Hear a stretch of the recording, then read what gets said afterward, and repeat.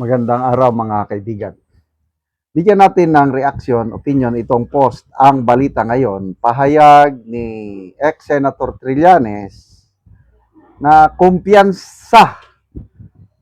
He is confident na may pag-asa silang tatalunin si VP Sara sa 2028. Naniniwala si Antonio Trillanes na may tsansa ang kanilang puwersa laban kay VP Sara Duterte sa 2028 elections. Ngunit, nakasalalay ito sa isang critical na kondisyon na sila ay magkaisa. Sino kaya yung sila na magkaisa? Sa panayam ni Rico Hizon, iginit ni Trillanes na kung magkakaroon ng iisang kandidato at maiiwasan ang pagkakahati-hati ng boto, posible manong matalo ang vice-presidente. Ayon sa kanya, malinaw ang magiging resulta kung magiging one-on-one ang laban. If it is a one-on-one thing, similar to the 1986 snap elections, Sara Duterte won't win. Sara Duterte hindi mananalo. Dagdag pa niya, hindi limitado sa isang pangalan ang posibleng makalaban. Anumang kandidato ang maipresenta basta may pagkakaisa. Sabi niya, even if it's Risa Hontiveros, Bam Aquino, or Leni Robredo, any of them in a head-to-head situation. Gayunman, nagbabala si Trillanes na magiging pabor kay VP Sara ang sitwasyon kung magkawatak-watak ang oposisyon at iba pang political groups, lalo na kung hahantong sa tatluhang laban. It's going to be tight. It's going to be tight because if it is Sara Duterte remains her low 30s or high 20s, then it's basically divided by 3. So that's why it's imperative for the middle forces to join forces with the administration. Ito na, kain suka. So that we can have that head-to-head scenario. So, agree naman ako sa sinasabi ni ex-Senator Trillanes. Kung makapag-put up sila, meaning sila, Marcos Camp, Dilawan Kakamping, kasama na ang makakaliwa.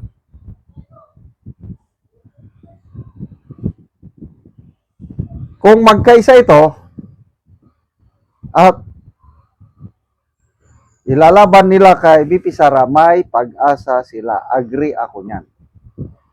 Kailang, ano ang chances na itong tatlong ito ay magkakaisa? Marcos Camp, sila ang nakaupong administrasyon. Kung sakaling makipag-alyansa sa kanila itong Dilawan, kung ako nasa Marcos Camp, sasabihin ko, dapat ang kandidato namin ang standard bearer. Example, John Vic Remulla. So papayag ba ang mga Dilawan na si Risa Hontiveros or Bam Aquino ay magiging vice president ni John Vic Remulla? Kasi sa tingin ko, Leni Robredo, wala na yan. Mag-focus muna si Madam Leni sa Naga City. Hindi yan tatakbo sa 2028 national election. So, dalawa na lang pagpipilian. Bam Aquino or Risa. Papayag ba si Risa Hontiveros na magiging vice president lang siya ni John Vic Remulla para magkaisa sila? Tingin ko, suntok sa buwan yan. Maraming mga di-prinsipyo na mga Dilawan, I tell you. Hindi yan makikipag-alyansa. Ito pang makakaliwa. I am very sure, hindi makikipag-alyansa ang makakaliwa sa tambalang unity. They will put up their own candidate. Kasi last 2022 presidential election, nandyan si Leo D. Guzman.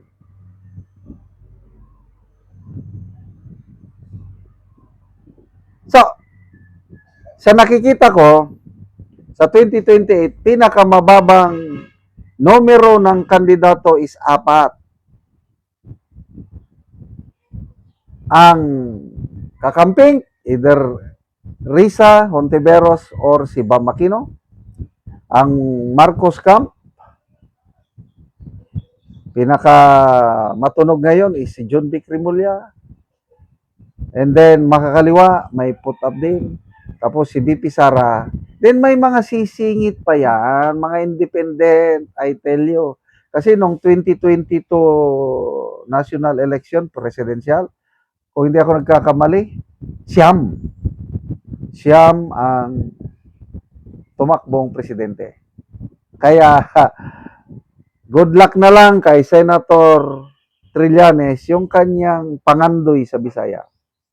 Magkaroon ng one-on-one battle. Kung nagawa nila yan, may pag-asa sila. Kailang suntok sa buwan. Never na magkakaisa yan. Kasi ang mga dilawan, example, mga Aquinos. Papayag ba si Bam Aquino na susuportahan niya ang kandidato ng Marcos administration? Hindi yan. May mga, yan, sina Kiko Pangilinan, sina Risa, pwede makipag-tie up sa Marcos. Kailang ang mga Aquinos, I tell you, hindi. So, good luck.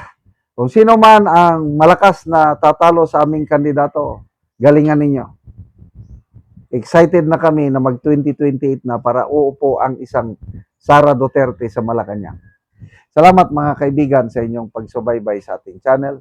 Nakakatulong kayo ng malaki sa tribong Talandig ng Bukidnon dahil ang income natin sa channel na ito ay pantulong po sa tribo. Namimigay tayo ng libreng yero at pako para makapagpatayo naman sila ng mas maayos na tirahan. Panoorin ninyo ang video na ito. Anak ko sa balay sa natagaan ng Mugero. So muna ni ang iyang atop nga yero. Mga dagko na gid kaayo ang iyang buslot mo na ni ang iyang itsura.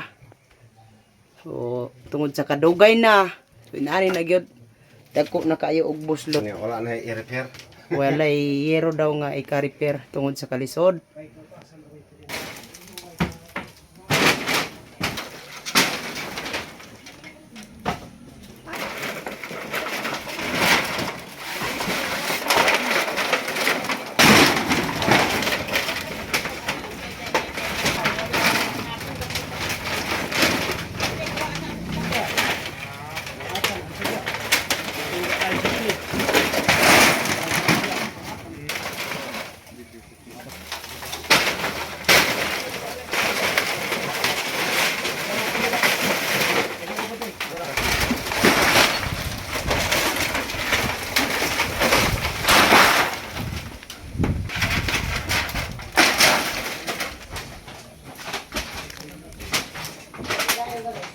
So mao na ni ang yero nga among gihatag sa mag-atop karon.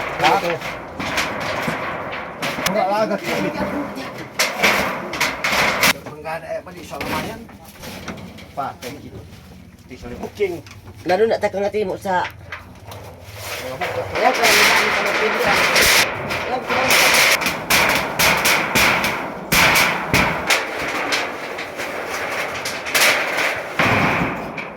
Og karon humanagyud sa pag-atop ang among gihatag nga yero.